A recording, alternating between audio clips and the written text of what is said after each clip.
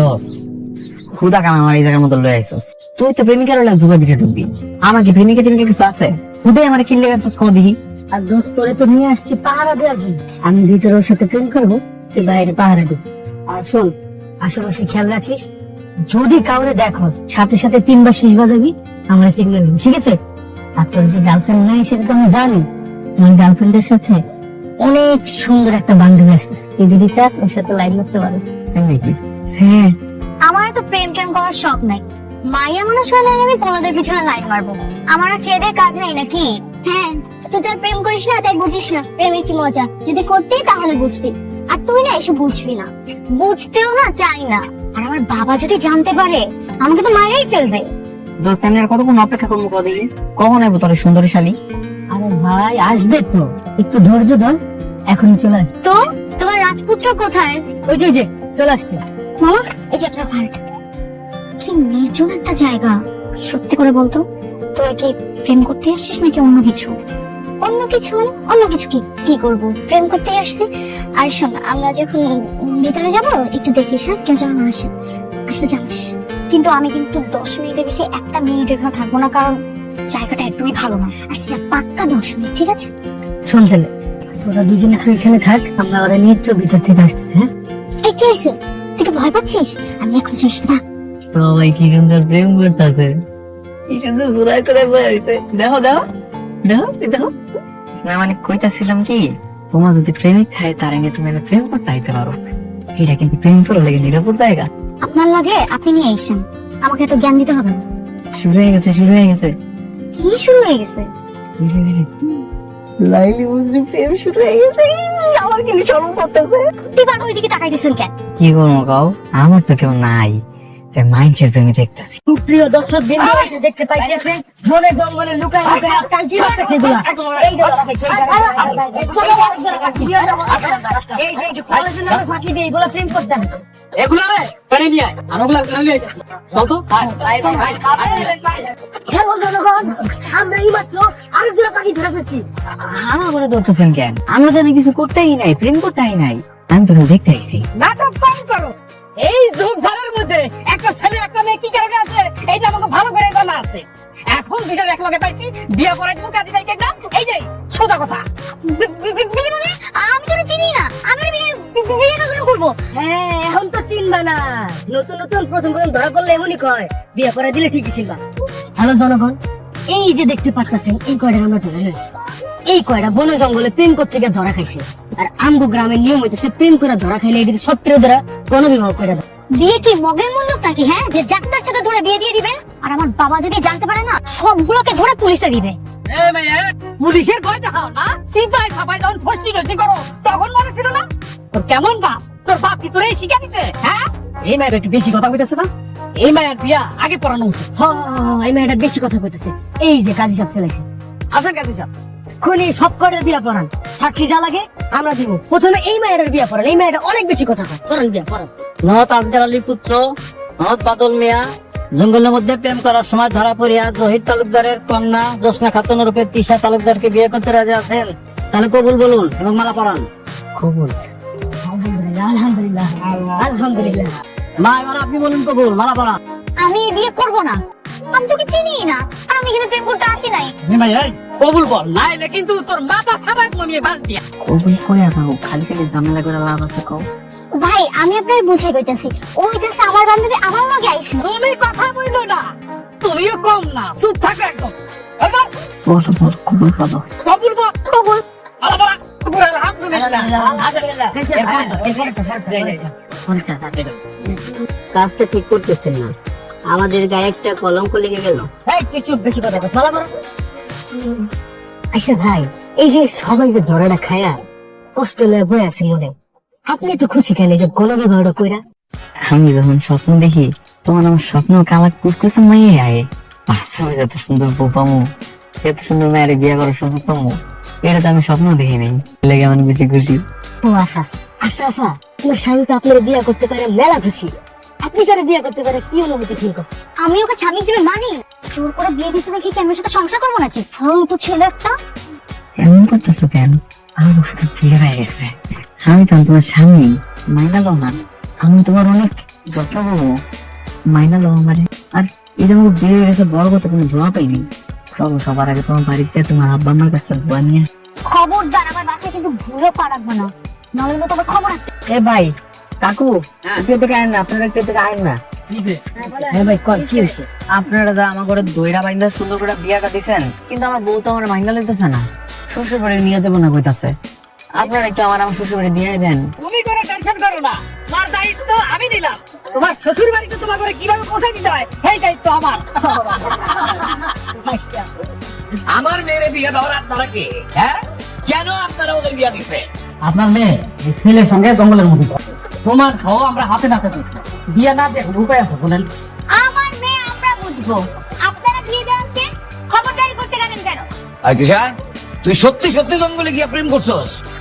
না বাবা, এগুলো সব চক্রান্ত। আমি তো ছেলেটাকে চিনিও না, এটা জোর করে আমার সঙ্গে এই ছেলেটা বিয়ে দিয়ে দিছে। আর এই ছেলেটা এদের সাথে জড়িত আছে বাবা। বাবা, খাবো। চুপ কর শ্বশুর আব্বা, আমি তো সব কিছুই জানতাম না। হেরা যে আমার বিয়ে দিয়ে দেবে, যদি আমি আগে বুঝতে পারতাম তাহলে কি আমি 7 মিনিটে যেতাম। কোন জীবনে প্রথমবার বিয়ে করছে, একটা পাঞ্জাবি নিতে যেতাম। দেখছো বাবা, দেখছো মনটা চাইতেছে একটা কষা চক্কর আমার মতো। আমার একটা ভাবতেছে ছেলে সত্যি সত্যি আমাদের বিয়ে হয়ে গেছে। বেন খালু, ওমরে কিন্তু জঙ্গলে প্রেম করতে গিয়ে ঢুকছি। এটা কিন্তু ভিডিও আমার কাছে আছে, অনলাইনে ছেড়ে দিছি। আপনি চাইলে চেক করে দেখতে পারেন, আমার কাছে ভিডিও আছে। তাহলে আপনাকে জানেন আপনারা কি করবেন, এটা আপনারা জানেন। আমরা ঠিক আছে? শ্বশুর আব্বা, আপনার টেনশন করেন না আব্বা। জন্ম, মৃত্যু, বিয়া সব তো উপরওয়ালা ঠিক করে রাখে। আপনি মাইনা লন। এরকম ফকির নিয়ে বাচ্চার সাথে আমার মেয়েটার বিয়ে দিছে, আমি ওগুলো সবগুলোকে থানায় পড়বো, পুলিশে দেবো। আরে মাথায় কি তোমার গোবর দিয়ে বইরা গেছে নাকি? হ্যাঁ, সবার নামে তুমি মামলা দিবা বলে? এমনিতে লোক জানাজানি হয়ে গেছে, কেলেঙ্কারির সীমা নাই, এখন তুমি মামলা দিয়ে পুরো দেশবাসীরা জানাইতে চাও? এই তো আব্বা, আপনি অনেক বুদ্ধিমান আব্বা। আপনি আমার মাইনা লন, আপনি আমার শ্বশুর আব্বা, আপনি আমার শাশুড়ি মা। আব্বা, আমার মাইনা লন না আব্বা। আমি আপনার মাইয়ারে অনেক ভালোবাসবো, যত্ন আপ্যায়ন করবো, যেমনি করবো হেমনি আঁকবো, হেমনি চলবো, হেমনি ফিরবো। কিসের ভালোবাসা বাবা? তুমি এক্ষুনি ঘাট ধাক্কা দিয়ে ছেলেটাকে বাসা থেকে বের করে দাও। আরে কবুল বইলা যেহেতু বিয়ে হয়েছে, তাহলে তো বিয়ে হয়েই গেছে, এখন কি বাইর করে দিলে হইব নাকি? আর তাছাড়া মেয়ে মানুষ জীবনে কয়বার বিয়ে করে? আশ্চর্য, তাই বলে এরকম একটা ছোট লোকের বাচ্চা আর মেয়ের জামাই হবে নাকি? কোনো উপায় নাই, হবে। আর তোমার মেয়ে তো অপরাধ করছে, ওর অপরাধের শাস্তি পাইতে হইব না? আজকের থেকে জামাই বাড়িতে থাকবো। থাকবো। জামাই, তুমি তোমার বাপ মাকে খবর দাও। আমার তো এতদিন আব্বা ছিল না, কিন্তু এখন থেকে আছে। আপনি আর আম্মা আছে বাড়িতে। তাইলে তারাই আসতে বলো। ঠিক আছে আব্বা। ফকিন্নির বাচ্চা, সম্পত্তি দেখা জিব্বা লক লক করতেছে না? সম্পত্তি ভোগ করার শখ, জিভটা টেনে ছিঁড়ে ফেলবে। সিসি শাশুড়ি আম্মা, এটা আপনি কি কইতাছেন? আমার যদি কিছু হয় তাহলে তো আপনার মাইয়া বিধবা হয়ে যাবো গা। এটা আপনি ভালো লাগবো কোন দেখি? আর আপনি শাশুড়ি আমার এগুলো কথা শুনাইতেছেন কেমনে? পাপ লাগবে আপনার, পাপ। বড় বড় কথা ছাড়া তুমি আর কিছু জানো? আমার যদি রাগ উঠে না, আমি তোকে কোপায় মারবো। এই বাড়িতে থাকার শখ হয়েছে না? থাকবি, থাক। কিন্তু থাকবি কেমনে জানিস? চাকরের মতো। ফকিন্নির বাচ্চারা সবসময় ফকিন্নি হয়। ঠিক বলছো মা? চল। ঠিক বলছেন। দিনের বেলায় যেমন মতো হেমনা রাখেন, রাইতের বেলা তো আপনার মায়ের লগে থাকেন। তোমরা এখন ওকে বাসা থেকে তাড়াইতেছো না কেন মা?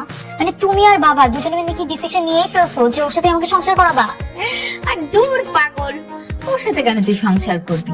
আমি তো চাইলে এখন ওকে বের করে দিতে পারি। তুমি বের করতেছো না কেন? আরে আগামী 1 মাস আমাদের কাজের লোকটা থাকবে না, ওকে দিয়ে সারা বাড়ির কাজ কর, দেখবি ও পাগল হয়ে এমনি বের হবে। তার মানে 1 মাস ওকে আমার সহ্য করতে হবে? কানের কাছে খালি বউ বউ বউ বউ করে, অসহ্য লাগে। আর দূর, সহ্য করবি কেন? ইচ্ছা মতো গালাগাল করবি, যা ইচ্ছা তাই ব্যবহার করবি, দেখবে ও এমনি বুঝে গেছে ও তোর যোগ্য না, আর এমনি চলে যাবে। একটা কাজ করি না, রাতে বেলা ও যখন ঘুমাবে বালিশ চাপা দিয়ে মেরে ফেলি। খবরদার এই কাজ বুঝে করিস, পুলিশ এসে সবগুলার মাথায় দড়ি বেঁধে টানতে টানতে নিয়ে যাবে। কেন নিবে? আমি আমার স্বামীকে বিষ খাইয়ে মারবো না বালিশ চাপা দিয়ে মারবো, সেটা আমার ব্যাপার। ও ও বউ, শুনতাছো? ওই যে শুরু হয়ে গেছে। বউ, এখন যে আচ্ছা মতো গালাগালি করবি, মুখে যা আসবে, কোনো দিক তাকাতে হবে না। তুই আগে যা, আমি আসতেছি। বউ, ও বউ। এই কি সমস্যা? এরকম চিল্লাইতেছো কেন সারের মতো? মানে কইতেছিলাম কি, অনেক রাইট হয়ে গেছে গা, ঘুমাইবা না তুমি? এই রুমে চলো মানে কি? রাত কয়টা বাজে? 10টা। তোদের মতো ছোট লোকদের কাছে এটা মধ্যরাত হতে পারে, আমাদের কাছে এটা সন্ধ্যা। আমরা তো 3টার আগে ঘুমাই না। কি কইতেছেন আম্মা? আমার বউ যদি রাত জাগে তাহলে তো শরীর খারাপ করবো। আবার দেখা যায় বেশি রাত জাগলে আমার সুন্দর বউটা চোখে একটা কালি পড়ে যাবো গা। আমি তো শ্বশুর আব্বারে কথা দিছি ওর কোনো অযত্ন আমি হইতে দিব না। তার উপর আবার সকালবেলায় ওর কলেজে যাইতে হইব। চলো ঘরে চলো। তোমার যেটা মন চায় করো না, আমাকে টানতেছো কেন? তুমি দেখলে একটাই আসছিলাম, এখন তোমার আমার বিয়ে হয়েছে না, এখন কি একটা একটা ঘুমানো। এই একসাথে থাকবো মানে আমি তোমার সাথে ঘুমাবো, এটা তুমি আবার চিন্তাও করতেছো? নিজের এই চেহারাটা আয়নায় কখনো দেখছো? অনেক দেখছি, অনেক সাইডে দেখতে একেবারে তামিল হিরোর মতো লাগে। মা প্লিজ ওকে যাইতে বলো তো। এই ফকিনের বাচ্চা, চাকর ঘরে যে শুয়ে পড় যা। আমি চাকরের হয়েছে ঘুমাবো? তাহলে কি তোমার জন্য আমি আমার বেডরুমটা ছেড়ে দিব? তুই কি ভাবতেছিস?